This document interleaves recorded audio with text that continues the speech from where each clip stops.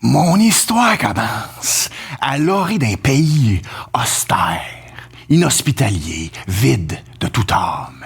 Le pays interdit. Notre héros, un beau jour, un héros sans nom, arrive par un long pont de pierre. C'est un cheval.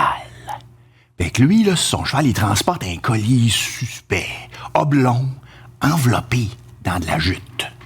De l'autre côté du pont, il y a un temple, un grand temple qui s'élance jusqu'aux nuages et s'enfonce dans les entrailles de la terre. Il se rend à l'autre bord, puis tranquillement, avec son cheval, il descend une interminable passerelle en pierre, à coclop, à coclop, à coclop. Il arrive en bas, dans une grande pièce ronde, entourée de statues de créatures à l'aspect malveillant. Il y a une petite piscine en arrière. Puis en avant, tu montes une coupe de marche, là, puis il y a un hôtel en pierre. Fait que là, notre jeune, tu comprends, non, il prend son colis. Oh boy, c'est une jeune fille. Évanouie, dans le coma, sans vie, nul ne le sait. Il s'avance, avec révérence, tu sais, il dépose la jeune fille sur l'autel. Ouais, ben, elle est morte, finalement, c'est ce que je te dis. Des cieux descend tout à coup une voix étrange et composite, qui dit quelque chose de même. Elle dit « Hey, mon jeune, t'as l'épée magique pis t'es un mortel, c'est bizarre, ça. » Mais le jeune, il est pas là, tu sais, pour avoir peur de rien. Lui, il est pas stressé. Il est là. Toi, la voix est là. Si tu t'appelles Dormine, tu contrôles les âmes des morts, n'est-ce pas? La fille qui est là devant toi a été sacrifiée par des poffins parce que, présumément, elle avait une destinée maléfique. Moi, je suis pas d'accord avec ça. Redonne-lui la vie. Fait que là, mais mon Dormine, il réfléchit 2 secondes, tu sais, puis il dit, ben écoute, mon jeune, on peut peut-être s'arranger. Tu vois les statues autour de toi, là, sont laides. Je les haïs, je les casserais toutes. Mais tu peux pas grimper là, puis varger dessus, ça marche pas de même. Fait que m'a donné une job. Toi, tu vas te promener, mon chum, dans le pays interdit. Il y a plein de colosses. Les grosses bébêtes méchantes, là. Puis là, tu vas te battre avec elle, avec ton épée magique, parce que j'ai bien vu que t'avais une épée magique. Oh, oh, c'est le fun! Puis quand tu vas zigouiller un des colosses, il y a une des statues ici, là, qui va s'écrouler. Fait que là, promène-toi partout, ramasse-les toutes, les colosses. Alors, viens me voir après, puis pour ta petite copine, on va être en business. Fait que le jeune, il se dit, OK, alright, pourquoi pas. Il décolle avec son cheval, tu comprends? Il se promène tout partout. Le pays est oppressant. Il est déprimant. Pas nécessairement parce que c'est pas beau, c'est plutôt joli. Il y a des ruisseaux, des arbres, il y a un beau ciel bleu. Mais il est tout seul. Il est tout seul avec son cheval, il y a personne, nulle part. C'est comme si Jean-Paul Sartre un matin avait dit à Simone de Beauvoir, il avait dit, « Hey, ma Simone, tu sais mes livres, là, comme L'être et le néant, puis la nausée, là. C'est un petit peu trop hop la vie, ces affaires-là. Moi, écrire une histoire vraiment morne, vraiment morose, là. Tu sais, plus représentative de la condition humaine. Puis là, il aurait comme inventé ce pays-là. Fait que le jeune, il se promène pour trouver les colosses. Il y en a partout, dans le désert, dans les montagnes, dans la forêt. Des colosses qui marchent, des colosses qui courent, des colosses qui volent, des colosses qui nagent. La plupart sont énormes, des grosses patentes, des grosses bébêtes. Ils sont en pierre, ils sont en terre, de la fourrure, puis des corniches, puis des parois, puis des morceaux d'architecture qui les poussent de partout, là. Puis ils ont une affaire d'un peu spéciale. Ils ont un sceau cabalistique qui brille quand tu t'approches avec l'épée magique. Parce que là, l'idée pour le jeune, c'est que, 1, il doit trouver le colosse. 2, il doit arriver à côté à cheval, tu comprends donc? Il saute dessus.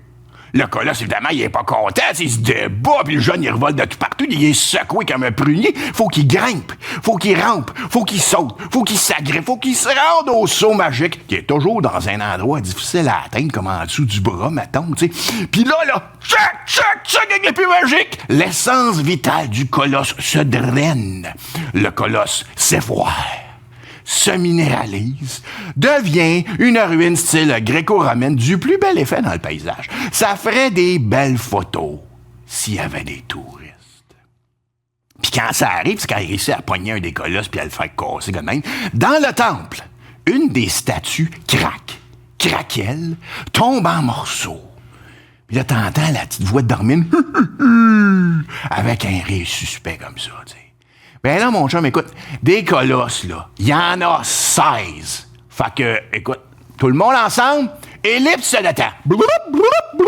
Le jeune terrasse 10, 12, 14 colosses. Puis pendant ce temps-là, son apparence change. Ses cheveux deviennent gras, ses yeux vitreux, son teint maladif comme un camembert que t'aurais échappé dans de la suie.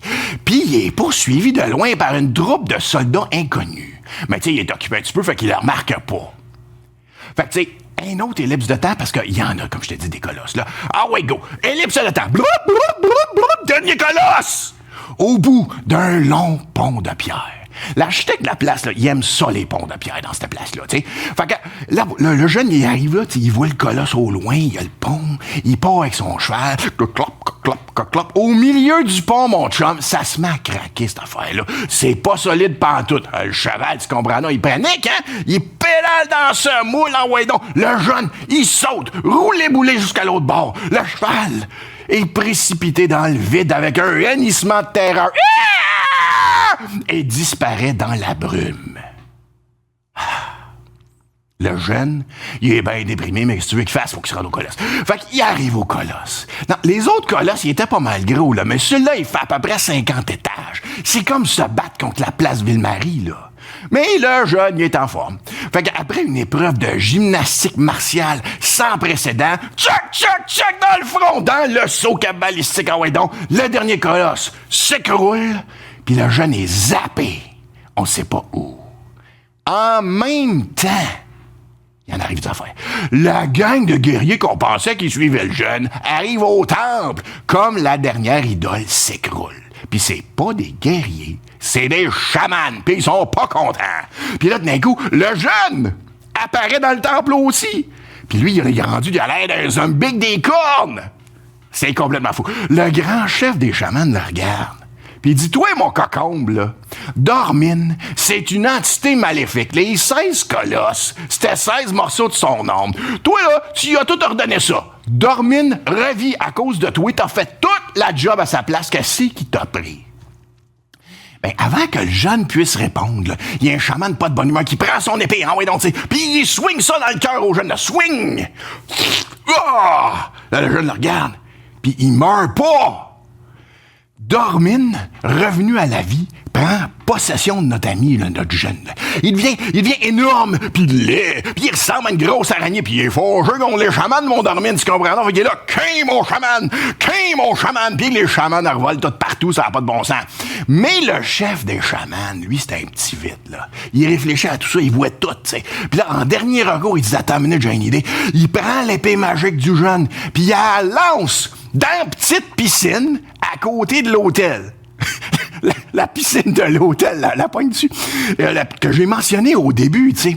Fait que ça, là, mon chum, ça déclenche un maelstrom magique qui suce toute la malle vers le puits ensorcelé. Domine est là, oh non, c'est la dernière affaire que je pensais qu'il allait faire, Moses! Puis là, il se transforme, puis il redevient le jeune, puis il le pisse des bas, puis là, non, je veux pas, mais en vain. Puis éventuellement, 3 ou 4 pirouettes, ah ouais, non, plouf! Dans le puits, c'est une apothéose de chaos généralisé. Dormine est vaincu, le héros a disparu, les chamans se sauvent, le pont qui amène au pays se désintègre, c'est une fin wagnérienne. Puis là, la fille a décidé de se réveiller. Elle s'assit, elle est toute seule. Elle se demande ce qui se passe, tu comprends, non? Le cheval rentre, toi, puis tu crois ça? Il est pas mort. Il a juste une jambe un peu crochée. Puis dans la petite piscine maintenant asséchée, qu'est-ce qu'on trouve? Un petit bébé avec des cornes. Un petit bébé avec des cornes. Je te laisse tirer tes conclusions. Et là, dans un bel épilogue d'une grande poésie, la fille, le bébé, puis le cheval montent jusqu'en haut du temple, où les attend une jolie clairière avec un soleil, puis de la lumière, puis des fruits, puis des animaux, puis des oiseaux, puis des lendemains qui chantent. La morale de cette histoire, je te laisse la trouver. Puis si tu la trouves, gêne-toi pas pour la partager avec moi. Que le Triforce soit avec toi, mon chum. Vincent Lauzon, rétro-compteur. Peace out. vraiment